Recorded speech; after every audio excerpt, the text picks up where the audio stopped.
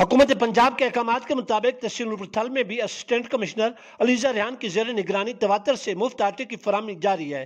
اس سلسلے میں تحصیل head quarter Noorpur تھل سمیت رنگپور بگور اور دیگر ملکہ مواضعات میں مفت آٹے کی فراہمی مستحقین کو یقینی بنانے کے لیے ڈسٹریبیوشن پوائنٹس قائم کیے گئے ہیں، جہاں سرکاری اہلکاران کو ضروری ذمہ داریاں تفویض کی گئی ہیں۔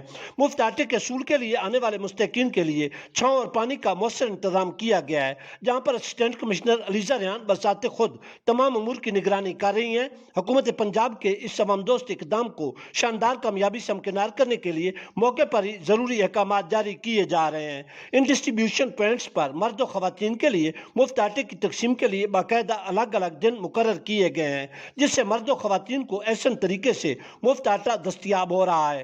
علاقہ کے عوامی سماجی حلقوں نے حکومت پنجاب کے بہترین انتظام اور انصرام کے حوالے سے اسسٹنٹ کمشنر علیزہ ریحان کی کوششوں کو زبردست خراج تحسین پیش کیا ہے۔